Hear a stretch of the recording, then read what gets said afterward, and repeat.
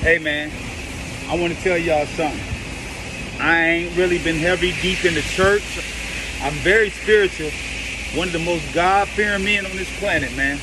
But I'm here to tell you, man, a fight without God is a losing battle, man.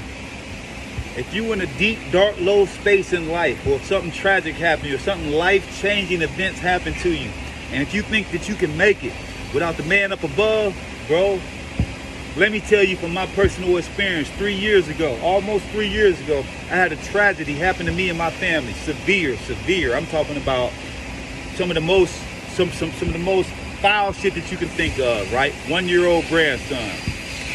Man, the night that this happened to my grandson, all the years and all the time, I was a God-fearing man.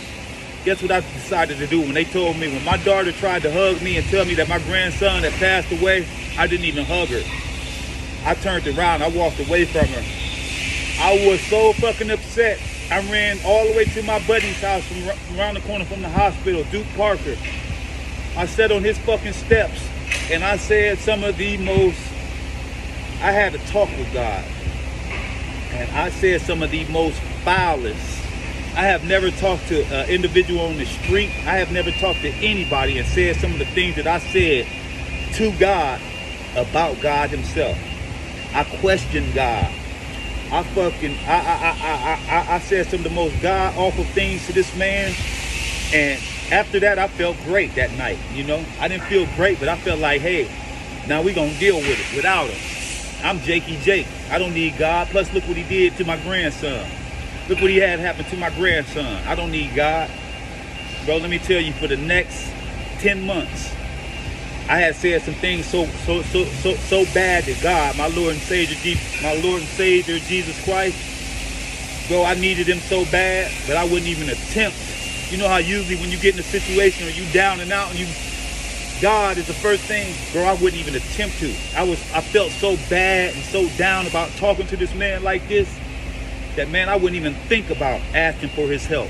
Just like you dogging, just imagine like you dogging your mother or your father or somebody that you really, really need and depend on, just letting them have it, the worst you ever let them have it, but then turning around and asking them for a ride to work or asking them for something the next day.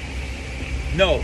So for 10 whole months, man, I had to go through it. It was the worst time of my fucking life, y'all. I was needing God so bad.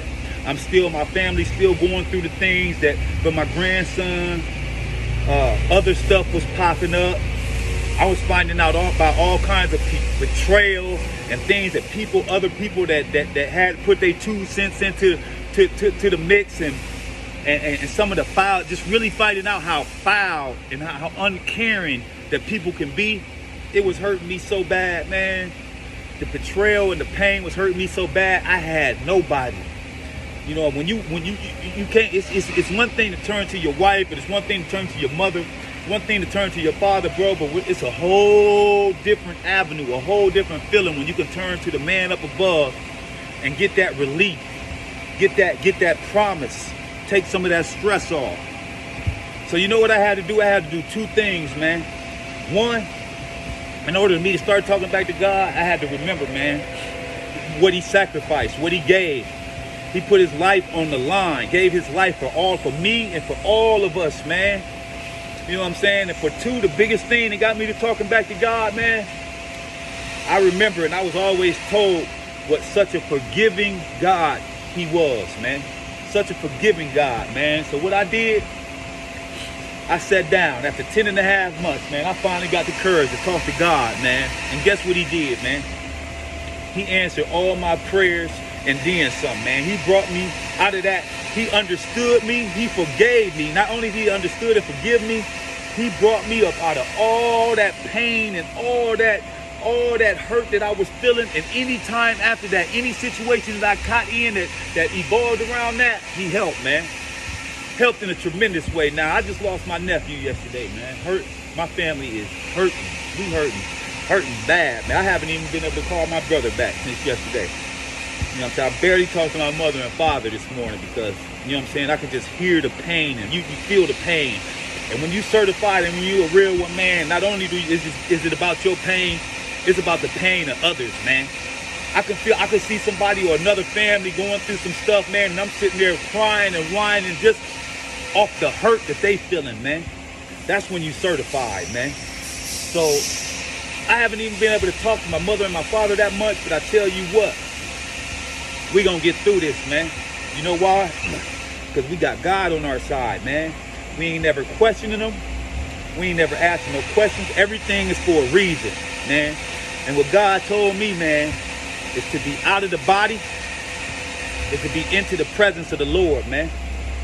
So when you out of your body, when he took my nephew out of his body, man, that means my nephew is in his presence, man. And it would be selfish of me and selfish of others to take him out of such a beautiful place and from such a beautiful, the presence of such a beautiful person, where he can be down here with us in this cruel and hateful and mean world that we live in, man. So I just want to tell y'all, man, don't try to fight no fight ever without God in your life, man.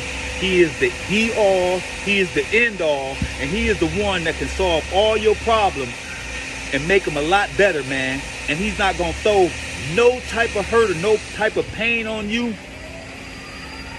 that you can't handle, and that later on that you ain't going to understand, man. Like, share, subscribe, follow, man. I just want to let y'all know, man, a fight without God is a losing battle, man. It's your boy, man, Jake J.